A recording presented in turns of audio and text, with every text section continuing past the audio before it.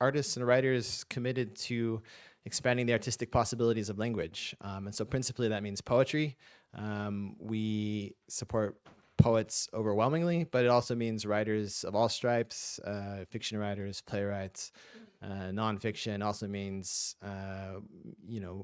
other performers who think about language deeply, performance artists, musicians, and the visual arts as well. We have a gallery very much focused on language and text. We support writers and artists in a variety of ways. We have a workshops program. Monday and Wednesday night workshops are weekly. Fiction is Monday, poetry is Wednesday. We have regular master classes. We have intensive workshops. And we also have a reading performance series right here in this theater. We have about 100 events a year, principally poetry readings, but panels, talks, music, dance, film, etc. This community has really sort of, I think, produced a huge amount of literary talent for Greater Los Angeles. It's been instrumental in creating a sense of community and artistic purpose for the wider region. And a big part of that community, through a very huge swath of our existence, was Linda herself. She was an immense talent, a great poet, a great performance artist, a musician, a visual artist, a filmmaker. I mean, the list is sort of like endless. And she was also just like a really close friend to the space. I came here originally over 10 years ago, and she is one of the people that completely welcomed me and my work here, and was a friend. And when she passed in 2022, it was a huge, huge loss to the community. And in talking to her husband, Frank, afterwards, one of the things he was very clear on is he wanted to continue her legacy here at Beyond Baroque, and that's something that we really wanted to do as well, to remember her. And so with his generous support, we have set up the Linda J. Albertano Poetry Fellowship, which exists to support emerging female and non-binary poets. And last year was the first year that we offered the fellowship. We have last year's winner, Abby Page, with us, who's going to read, as well as Nikki, who's the winner for the second year. And this is a big deal for us because it allows us to really continue on our mission of supporting poets and writers, and particularly poets and writers in the spirit of Linda, who do interdisciplinary work, who think about poetry in sort of a broader field and its experimental possibilities, its performance possibilities. And this is something we hope to just continue to offer and grow year after year from here on out. And so this is very much a celebration of the winners. It's a celebration of poetry itself and the artistic potential. And so I'm just really grateful to Frank for his support of this fellowship, and to the wider community as well. So I won't say too much more. We're gonna have, I think, a really great program. We're gonna have Frank say a few words. We'll have Susan Hayden, another wonderful friend of Beyond Baroque, read a little bit of Linda's work, as well as her introduction to one of the books that Frank has put out and Deborah has put out in Linda's memory. And then we'll have Abby read, and then we'll welcome Nikki to the stage. And so, without further ado, I'd like to bring up Frank Lutz, Linda's husband, great poet in his own right, and he's going to say a few words about the fellowship, and we're going to hear some of Linda's words as well. So please, everyone, welcome Frank Lutz. Did I say it all? Yeah, great. Thanks a lot, Quentin. So this is a funny day. First of all, I get the notice that PCH is blocked, and two carloads of friends can't get down here before the show is over, because then they got to take an hour detour back through the mountains, and then another 45 minutes or an hour to get here. By then the thing will be over. And then we find out we're having technical problems, and Eric's in there trying to fix it all right now. Eric will do it. I think it's good. But I know what's that? It's fixed. You just said it's fixed. Oh yeah. Oh great. Because this thing will be on YouTube too. In any event, so Linda and I, when she passed, had been together for about 55 years, since we were kids. 25 years old. And when she passed, there were two things that captured my mind immediately. I just was so dazed and so forlorn. One was, I know that she's as desperate to talk to me as I am to talk to her.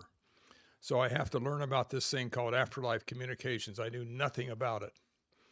And since then, in September 2022, I've read 72 books on it. I started with Quentin. I put you in good quantum mechanics, not Quentin quantum mechanics. I started with quantum mechanics to understand the motility force between telepathic messages. Went on to read other books on physics, and then I went into medicine and near-death experiences and what psychologists have to say, and then what people who've been able to communicate with their relatives, their dear loved ones, had to say. And so now I talk to her on a daily basis. I also talk to her via a medium every week, once a week. And I also have been taking courses in mediumship. I don't want to be a medium, but I know that there are more doors get open when you understand mediumship too. So for any of you skeptics out there, and I doubt in this crowd, I doubt there are any skeptics, but there are places where you read skeptics. I always say, oh, you don't believe in it? Have you ever read a book? And the answer is no. Anyway, so then the other thing that occurred to me is I want to keep her archives alive. And I'd been offered space with the Getty, and some other museums had made overtures, but finally, as I was learning to talk to Linda, it came out that she wanted Beyond Baroque was her preference. She loved the place. So I went on. I wanted to write a book about her life and her poetry. I ended up writing 4. And there are 3 distinguished guests I'd like to introduce to all of you tonight.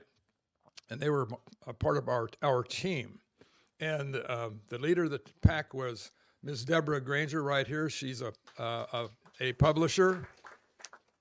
And she's a publisher, and also she has had a beautiful periodic TV presentations and Google presentations. One was called Tribe LA, right? And where she would do a weekly thing of different visages, different photographs, and different information about the artistic crowds going on in Los Angeles. It's very popular. I also did a project with her on a winery up in Napa, which was really great, a 3-part thing on a winery in Napa. It was really great. That was several years ago. Anyway, so Deborah has helped steer us through 4 books. And in addition to that, our techie, where is Alex? Our techie, Alex Carmona back there, he's been a lifesaver to me, helping me with the computer stuff. That every once in a while something goes wrong. So there's Alex and other things that we did together.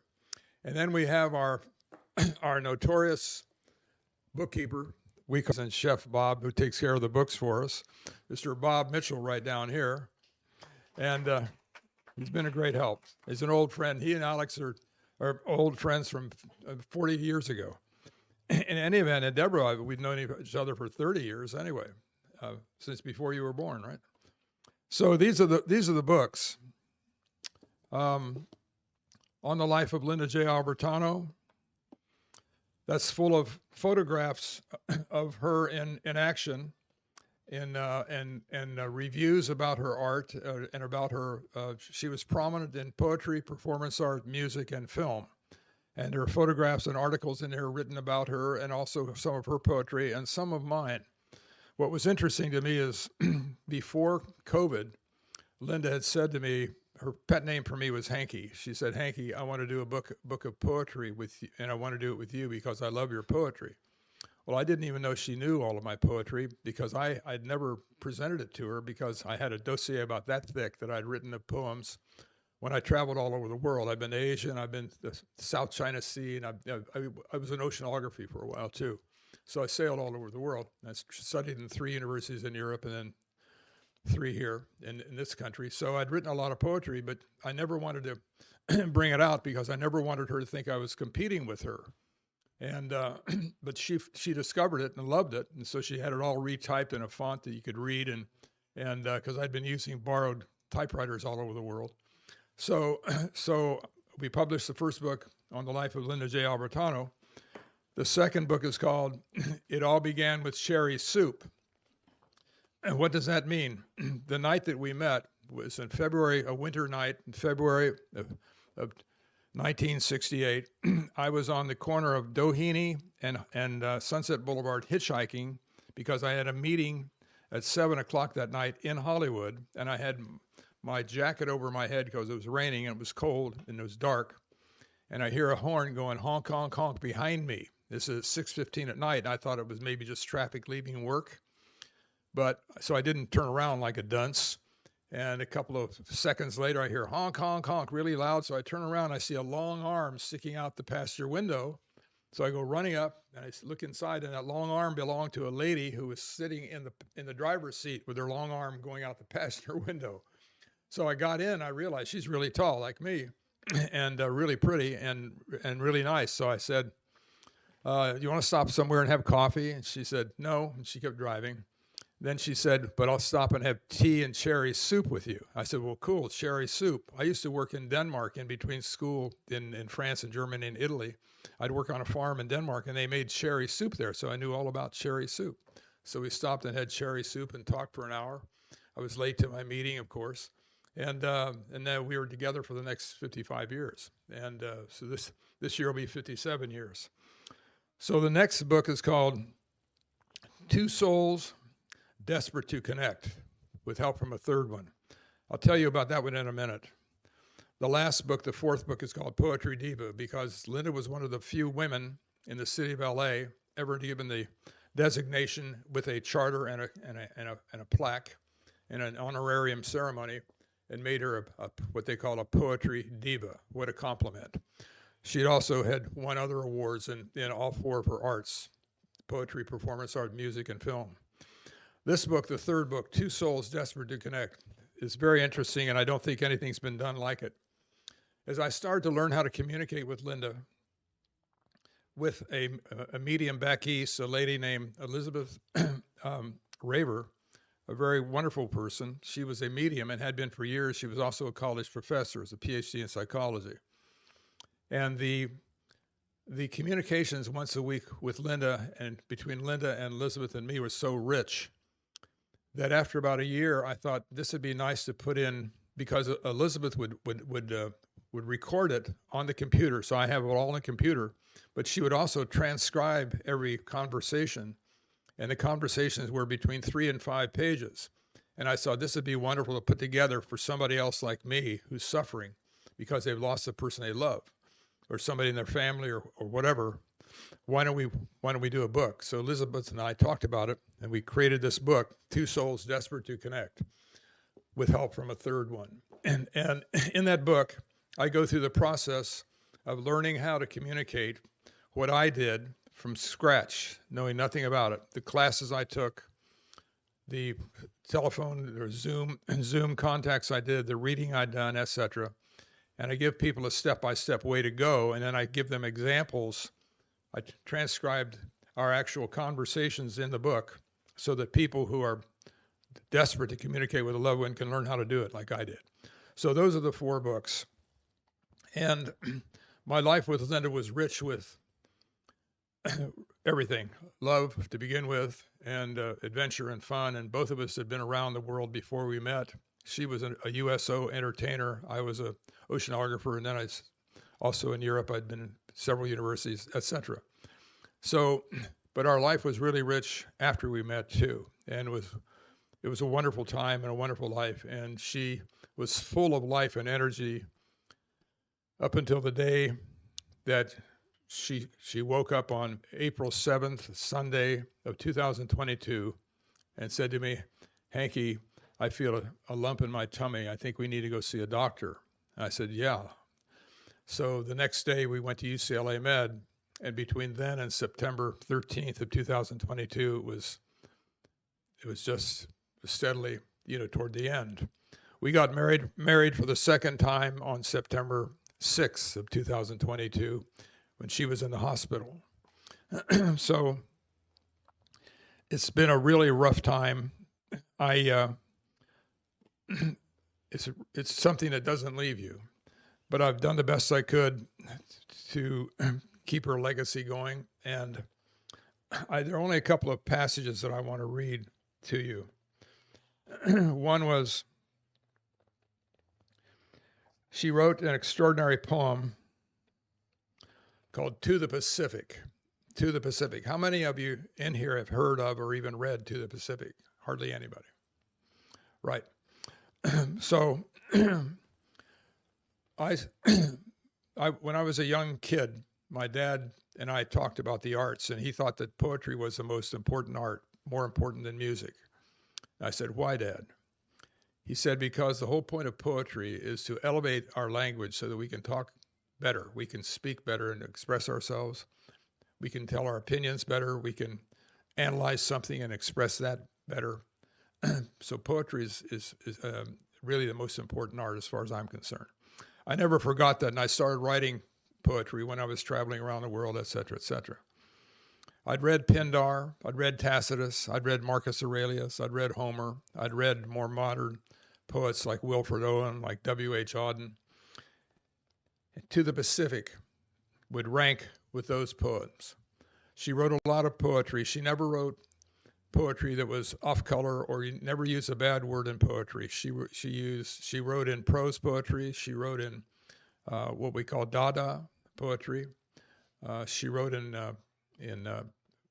noir poetry, noir, like film noir, noir poetry. She also wrote in normal prose and normal rhyming poetry.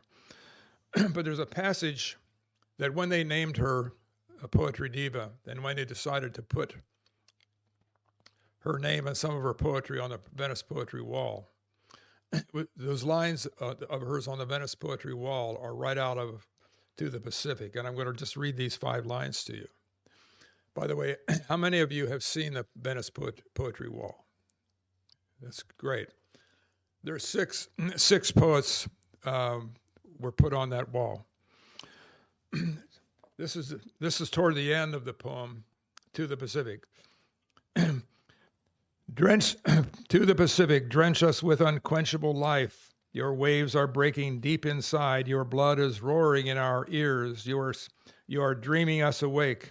Make us feel taller than trees. Those lines are on the wall. And when you read the poem, the 5 pages, I think you'll be struck, like I was, with the magnificence of it. And the other poem I wanted to read, but I think I have the wrong book, and I can't find it. So let me see, maybe it's in here. No. In any event, rather than take up everybody's time, I'd like to say that if anybody has any questions about Linda, her art, or anything, or about the books, just see me, and I'm always contactable through Beyond Baroque or whatever. So that's it for me. I'd like to introduce now a lady who's really a special poet. Her name is Susan Hayden, and she was good enough to write the foreword for my second book, the Cherry Soup book. She's going to read that foreword. I asked her, she had suggested I asked her if she would do that because it's beautiful the way she expressed it, and it's very expressive about Linda, and also in Susan's words, the way she used words. So why don't we welcome up Susan Hayden, who's one of our neighbors right here. Where is she? Oh, there she is, back there.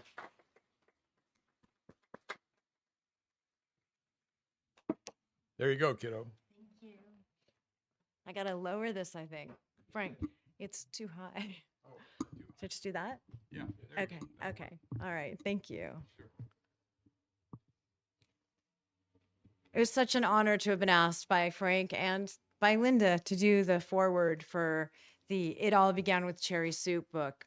And I just want to acknowledge this gorgeous picture of Linda that was taken by my dear friend Alexis Round-Fancher.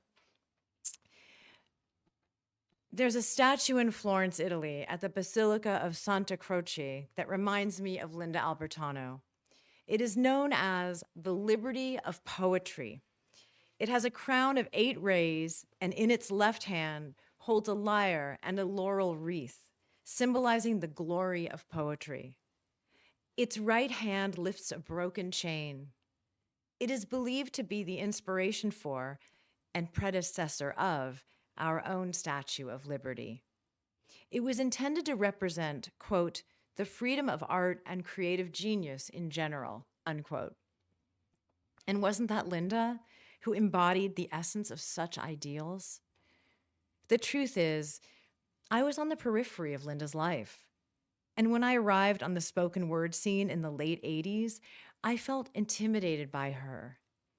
It was a stature issue, not her height so much as the magnitude of her presence, the breadth of her work. She was majestic. She was almighty. My intimidation was short-lived, as she welcomed me the way she greeted all artists, with those lanky open arms, eyes with answers, and an unlocked heart. Our worlds seemed to continually overlap. When she would come read at my show, Library Girl, her fierce tenderness enlivened and ignited the room. When she invited me to share my poems and be the subject of a Tribe LA acrostic interview, I felt, as Anne Lamott once wrote, fished out of the rubble. The way she lived her own creative life on her terms gives reassurance to be our fullest, most realized selves. The way she valued and joyously responded to that creative impulse in all of us is a template for literary citizenship. She has been and will remain a beacon to me. She was illuminated from the inside out. To behold her felt like standing in the center of the Eiffel Tower at night during that first 5 minutes at the top of the hour when it's golden and sparkling with 20,000 flashing lights. Being near Linda was like being inside lightning. Thank you.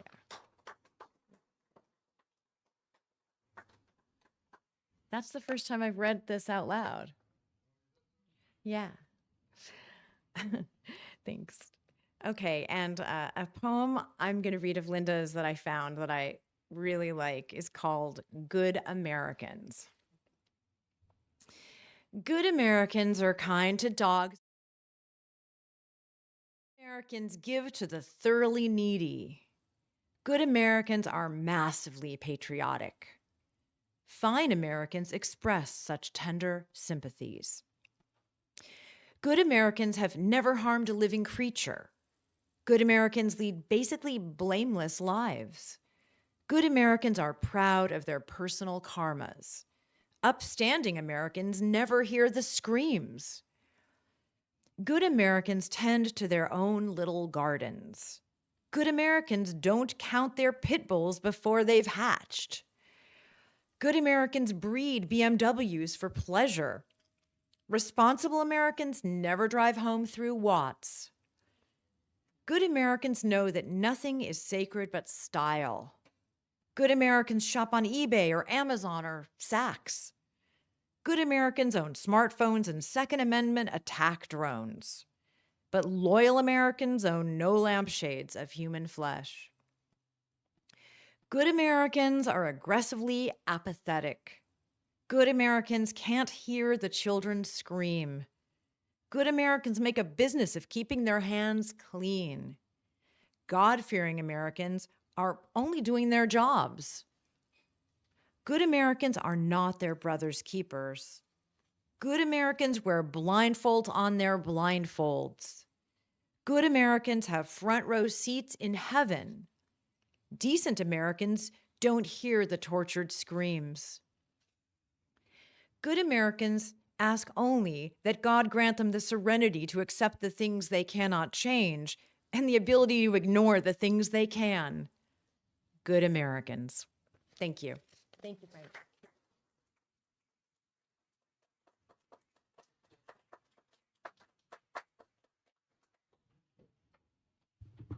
All right. Thank you, Susan, so much. My favorite tidbit about Linda was always that, poetry, etc. She also toured with Alice Cooper and would, on one of the tours, would like ritually slit his throat on stage. Like that was the kind of performer he was. So, but very much this fellowship is meant to honor Linda by investing in new artists and in new voices and in their work. So it's set up to allow emerging poets to participate in Beyond Baroque's workshops. It gives them credits and access to the workshops so they can do those for free, to help curate events here at Beyond Baroque, and to facilitate our Wednesday night workshop. So it's really an opportunity for an emerging poet to really just get invested in the space, to develop their own work further, to participate in putting together programs and being part of the community here. It's set up to last 2 years. And so this is really just the second year that we've offered it. And the first year that we offered it, the winner was Abby Page, who's just an amazing poet and a writer and performer, and it's just been a joy to work with her. She's finishing up at Cal Arts, and so I think we're just lucky to have her here today. But I'll give you the official sort of bio of Abby. Abby Page is a Jamaican-American interdisciplinary writer, filmmaker, and performer. Their creative critical theoretical practice explores the unimaginable metaphysics of Black livingness. They graduated from Brown University with a BA in Africana Studies and Literary Arts with honors as a Mellon Mays Undergraduate Research Fellow. They're pursuing MFAs in Creative Writing and Film Video at Cal Arts, where they also work as a peer writing tutor and a teaching assistant. They're recipients of the Truman Capote Literary Trust Fellowship and the Ethel Robinson Award for Creative Research, as well as a member of Phi Beta Kappa and the House of Glitter Performance Lab. And they are our inaugural Linda J. Albertano Fellows. Please, everyone, welcome Abby Page to read.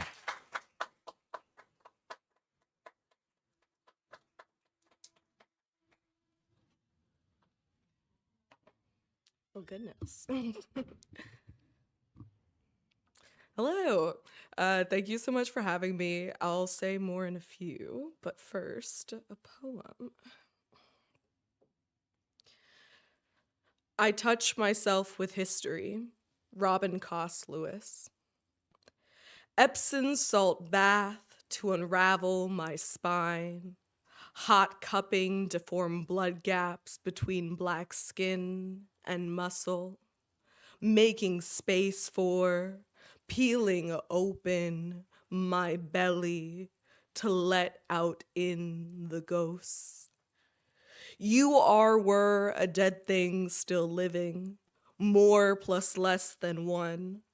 And there in your particles, nebula and ancestral dust, settling in the mitochondria that an ancient mother gifted to you, that you too shall soon give back to her in the dirt of this earth. Pick up a handful, swallow your filled fist, taste what has come before you, you and your many others invert. White space, black stars, Robin Cost Lewis. Thank you. So yeah, thank you so much for having me. I just want to say what an honor it's been to learn from and be supported by the legacy of Linda J. Albertano. I've been invited to read one of her poems, and so I'm going to read the poem Beloved. I just really appreciate her performative spirit, and I find so much inspiration from her creativity and experimentation with style and form and energy. Yeah, and then I'll share a couple of my own love poems afterwards. But here we go. Beloved, thou art incendiary. Thou sendest me into sparks 100 times a day. Thou makest me hum like 1,000 buzzing phone lines, yammering through dizzy night. When thou smilest upon me, I am money in a bank. When thou snarlest, I am as bad check, bounced and cowering in thy heart's darkest dumpster. Thou art the lion of La Cienega, the rose of Sherman Way. I love to lay eyes on thee. Thou ringest through me sudden and bright as fresh champagne. My switchboard overloadeth.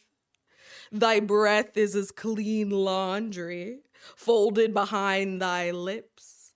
Thy teeth art as white as Lincoln's, parked in neat rows. I love to taste the texture of thy skin. Thine eyes art interstellar. Beloved, thou art incendiary. Thou sendest me up into sparks.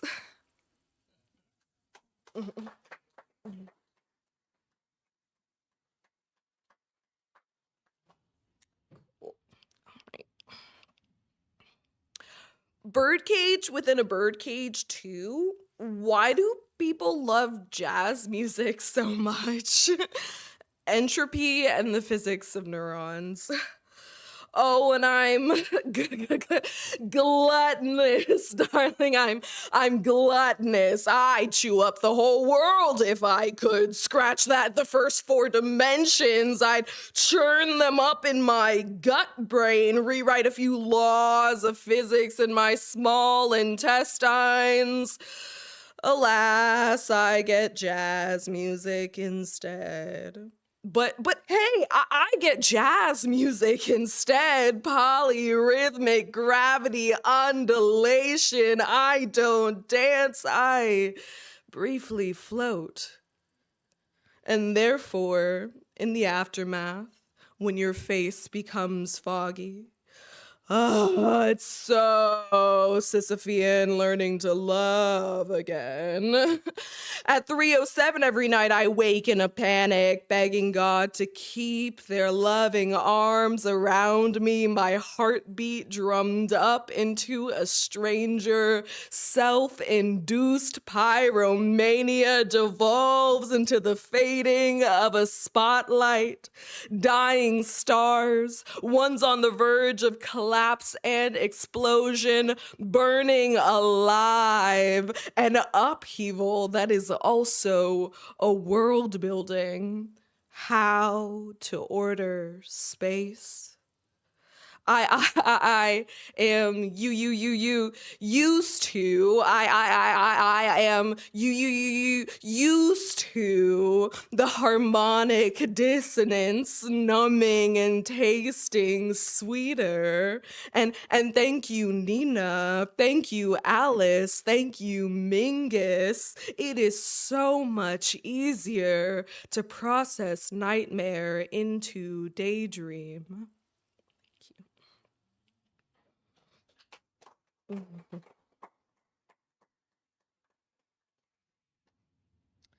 And just a couple more. Thanks.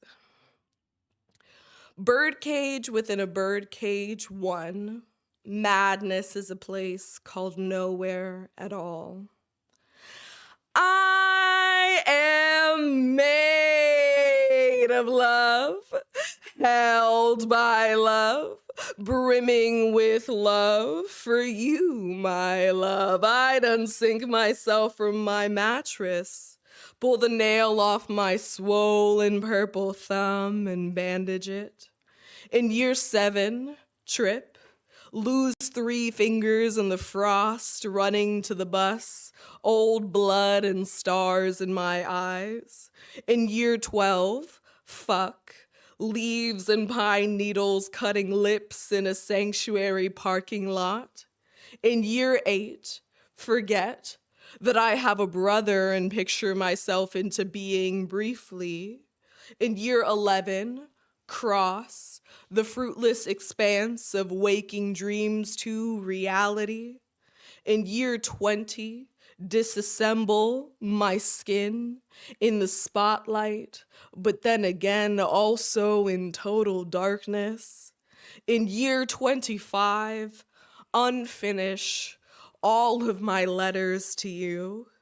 In year 17, press on 4 keys of a piano, dissonance, and let go of each note, one at a time. Hold tight, my love. I unravel many times for your gratification, yet here in your audience, the slow clap after every number, hips and thighs pulsing, utterly naked declivity, you so sweetly render me into nothing and nowhere at all. Yes, my love, as you always prove true, madness is a place called nowhere at all.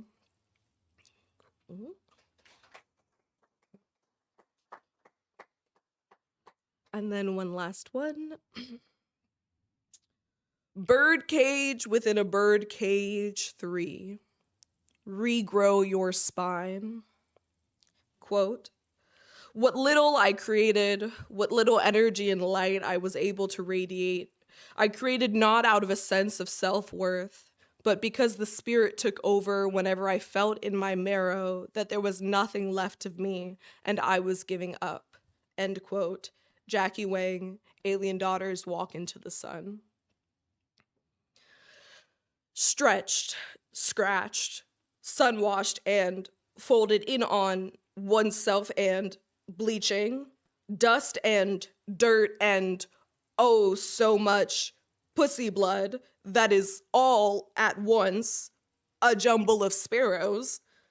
Celluloid baby, die and reemerge. I said die and reemerge. All vinegar sour, oxygen releasing, all anti, all body archive and poem again. Hold your cage. You are getting free. Untangling all this blur to lucid your consciousness. No more. Bear witness and eat everything. Take everyone with you. Slip and fall and land on your back from the weight of it. Chest bare, lungs full and God facing. Rise anyway, wings of soil. You are getting free and never truly empty. Hold your cage. Open your belly to the sky. Rise, celluloid baby. Die and reemerge. I said die and reemerge. Regrow your spine, make more space in your vessel, and poem again. Thank you.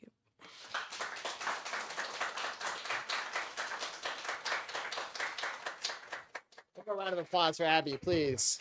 Thank you, Abby. It's amazing. Yeah, it's truly wonderful. Really appreciated that. Before we just get to Nikki, I just want to say one more set of thanks, and that's to all of our staff that worked on this program, particularly Eric, who's here in the booth with us, Genesis, who's in the bookstore, Rhiannon Silas Chavez, who did a huge amount on sort of prepping these applications, making sure they're processed. Yvonne Salinas, our programs manager, and particularly our associate director, Jimmy Vega, who he and I both put a lot of work on these. So really appreciate all of that. But now I'm very thrilled to be able to introduce the recipient of the 2025 Linda J. Albertano Poetry Fellowship, Nikki Ochoa. Just to tell you a little bit about Nikki, she is a poet, sculptor, and sound artist. She holds a BA in English and Creative Writing from UCLA and an MFA in Experimental Sound Practices and Creative Writing from Cal Arts. She directs Punitive Worm, a collaborative multidisciplinary performance entity rooted in live improvisational sound, poetics, and theater, and no-wave music, emphasizing spontaneity while challenging false authority. Punitive Worm explores raw, energetic expressionism in every incarnation of the work, each piece performed only once and calling in a wide array of performers and non-performers alike. Her work is constantly evolving, always with the centrifuge of making poetry that exists in physical space as the aim. She works with textiles, welded steel, clay, movement, and respected friends who share similar visions. She is inspired by poets of color and their ability to face disappearing with anarchist and alternative narratives brought forth by word. How can the colonization of art and people be combated with, to quote Amiri Baraka, poems that shoot guns? Poems are bullshit unless they are teeth or trees or lemons piled on a step.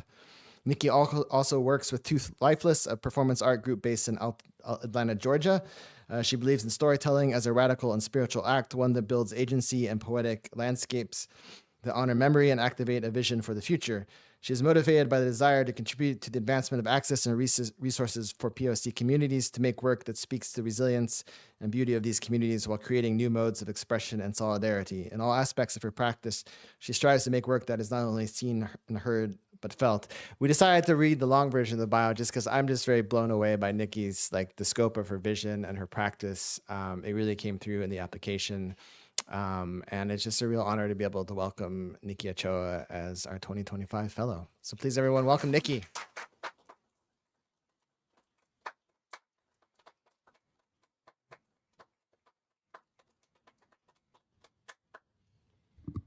Hello.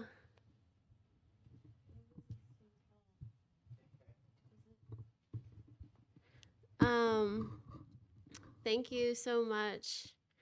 I am really excited, and I'm really honored that this fellowship is something that was made out of love. I also believe in talking with the dead. I'm a firm believer that you can get signs and more. And a lot of my poetry is about that as well. So, Eric, you can play the music. You and I are alike in that way, I think.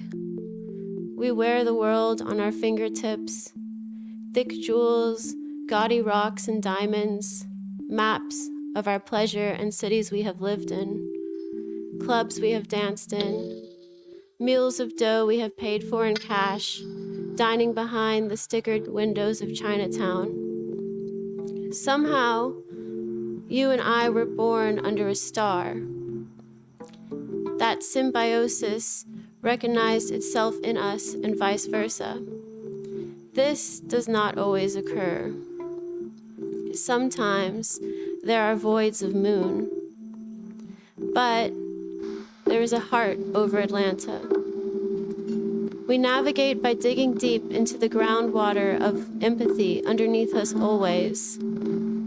The large pipe systems that move our life into springs and up mountainsides, into sweet dew-dropped wildflowers and gargantuan houses of death.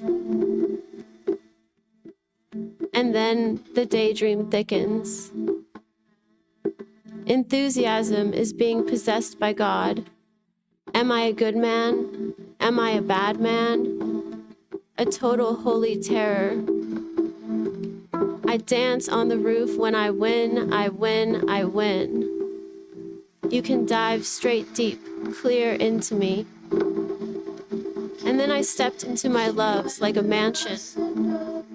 The light clicking of my heels roaming through their terracotta minds. I have seen the way a body can heal itself. I have seen the way a mind can recrystallize. I'm forgetting, I'm forgetting, I'm forgetting into someone new. I have seen terrible death making flashes from inside the amphitheater of 100,000-foot clouds, crashing and banging and making the Thunderdome magnificent. Let the museum burn and fall into my front lawn. They don't gamble with the sky. The yoke keeps spinning. I dream of you when I dream of home. The Doberman pinchers and diamond veranda. A wise and disinterested king ruled a fragrant land. He laid low, enjoying the jams of fig, the palms of luxury wafting sunlight and shadow betwixt his gaze. If he desired, he could order the sun to stay up longer, but he trusted natural cycles and lived long due to this. When chancellors asked him to create rules and regulations, he peered upon a dish basted with honey for counsel. If it oozed left, he'd call upon the army to storm and conquest. If it favored right, he'd call upon citizens to dig deep underground and replenish aquifers. And if he didn't like its answer, he'd turn the bowl or lick it clean. You probably already know this, but you are a public park.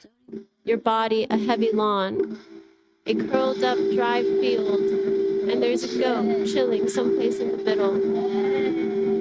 Everything calls out to itself in the morning. I'm trying to keep the balance.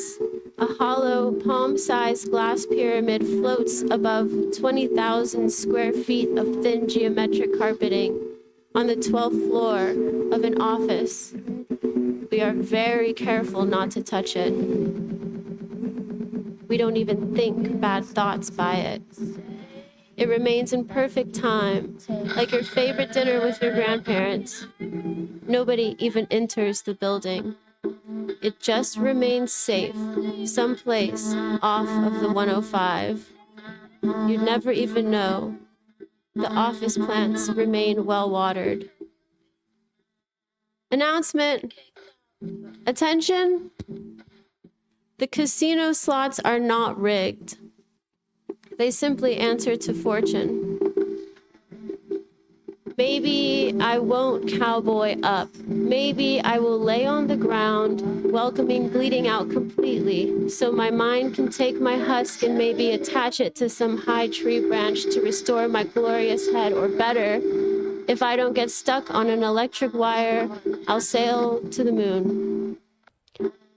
What remains should live like a small child who knows exactly where to find the fish every time, shooting out a confident lightning from her pointer finger. Winter me, ice me. You make yourself an armor of little excuses and little entrances to suck the sallow out of it all. In the anatomy theater, your mind is an opera, praying for long goodbyes. In the colder animals, the heart beats more leisurely, not like us, hot-blooded mammals, hearts of fire, fluttering at every glance. I'm not interested in viewing open caskets or cadavers. I don't worship the body like that. I love the soul. There is a way to date God, but first, I must tell you a little about.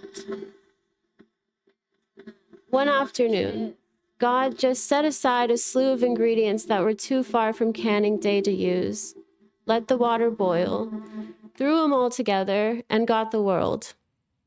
Then he laid around on some plaid, pilled-up sofa like the unemployed king and laughed at info commercials, feeling pretty good about it all. He's been riding off that feeling since, leaving us to romp around in a paradise that doesn't even understand itself. So then I eat the cards. A fawn born in the doorway. The earth is an elephant. A well-worn hammer. Home. I can feel my brain glistening with the decoration of time. I'd never be caught in the back seat.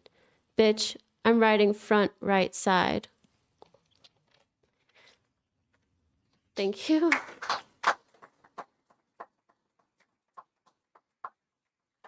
Let's see. How's this sound? I guess it's done now. I'm just reading a little more. I built you this house. Every nail, every cut board of wood, the kitchen nook, the dining area, the extra smooth banister. I did it all so you might be warmly kept, freshly awakened, turn to a friend and say, I live in a house my lover built me. At the flea market, there are animals I don't understand. They sit in rows and ask me if I've ever been to the desert, that the desert is a great place to do psychedelics, and that I should try it sometime. I say thank you, but I've got a tight schedule. I've got to get from point A to point B, and I don't really have time to fuck around like that. A three-headed sculpture of a cheetah eating itself asked me where I got off talking like that. Did I think of myself as some kind of god? Actually, yes, I do. He was like, that's cool. We should connect online sometime. And he reached deep into his pocket and brought out a vastly long road, hot and newly paved, lined by cactus. You tricked me. It's nice, isn't it? You can turn it off. Thank you. A lot of them, it's experimental. It's nice, isn't it? I couldn't disagree. Sometimes I like to be tricked. I pushed my fingers deep into the sand and licked each clean.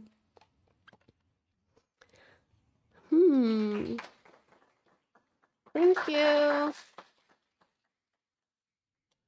Let's see. I have just a lot of different things. I got off the plane from Atlanta today, and I was up really late last night talking to an old friend that I hardly see. And I wrote this on the plane. It's kind of like a diary entry. Last night was a full Libra moon.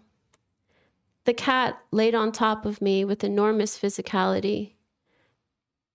She told me to call him, the Leo sun unconfirmed Libra moon, unplugged boy who is so highly reflective. He came over at midnight and told me he dreams in concepts. He pulled up a meme diagram listing 1 through 5. 1 as an apple, as clear as day, slowly abstracted to 5, which was blank, black nothingness. If you imagine an apple, do you think of it in Technicolor? Try it now. Close your eyes and imagine an apple with all of its bruises and wax, or is it an outline of an apple? He said that he only dreams in black and white text without images. There is no beautiful music in his dreams, just the idea of beautiful music, and it's pleasing. I told him we could workshop this. We could try a little color. To close his eyes and imagine Peter Rabbit, coming home from a long day of taking chunks out of lettuce still growing in the ground. Peter descends into his burrow, gently moving past wet roots, deeper and deeper until he can smell his mother cooking soup. He hugs her body and the stove warm. What color is her apron? Maybe that was a trick question, a bad example. I've seen the way he decorates his room. Not lately, but I've peeked inside once or twice and spanned the hours one blue midnight. Ornate art and repeating cyclical patterns, careening objects, delicate lids and small towers, altars, and a picture of his girlfriend. If he tries to question his dreams while they're happening, he'll poke a hole through the whole thing, and it will fall apart. He'll wake up. I told him it sounds like he dreams in an instruction manual. He told me about servers and syndicates and lightly brushed his leg up against mine. He told me about being arrested as a teenager, and I told him the same. We laughed at the acrylic holding cells they had put us in. We drank and smoked and drank and smoked, and we talked about our mothers and their relationships to their siblings. We talked for 5.5 hours. We wondered why we weren't traveling to far-off lands anymore, taking trips and seeing the world. He said he realized everywhere he went in his 20s that impressed him was made by people who stayed in one place long enough to build it. I slept for 2 hours and got on a plane to LA.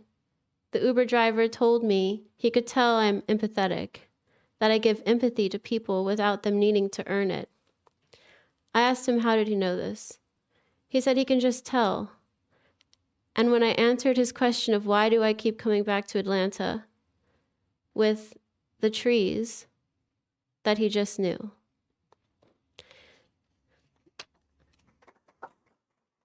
I told my sister this story about the Uber driver, and she told me that I have non-bizarre daytime hallucinations. But I do talk to the dead often. I think this will be the last thing I read. Love is also sadness. As the whale juice spills and sloshes through every quarter centimeter of our caravan, I can recall when I held you in my hand, how brightly you shone. This play will be over soon, and you have only now to submit to the daydream. A magnesium ribbon caught aflame. He becomes the cycles of home appliances and the sturdiness of the wooden tables that prop our elbows up, collectively as we gaze out the window. Pelicans of blue and gold visit me. On the edge of the jetty, they bring me signs from the next world as I bide my time in the absence of you. Memory, a capsule against decomposition, holding a star. When it thunderstorms hard, we speak to the dead by deciphering flashes of light and shadow cast through trees onto the screen porch's concrete floor. You can become a filter for the world, the purest charcoal, extracted from mountains overlooking wild rivers. They want to convince you that life in the city is better. You become the landscape, the trains rattling, clashes of metal on metal, but long for the thicket of jungle. You long, you long, you long, you long. When you're by the sea, you wish for the canyon. When you're in the forest, you want the desert. How can I combine everything I love? Or would that taste bad? A stomach ache. The birds have his eyes and carry his composure. I reach out my hand and pet their wild heads. I trace my fingers down their long, thick necks. Tassels of purple and white, a spectacular mound of flowers vibrating in the wind. A monument to life, but only for a while. The moon will come and brilliantly shine upon the sculpture. I fear jumping in the river completely for risk of my silver-cast body untethering from my soul. What lies after you give it all, if you could ever really, or if new vines would always emerge? Time flattens a blade untrained, a fine trick of the deep summer. My body is tired, but I could still try for a strawberry if you put it up to my lips. Thank you. Thank you so much to Jimmy and Quentin and Frank and all of Beyond Baroque. I'm really excited for this fellowship and what we can do.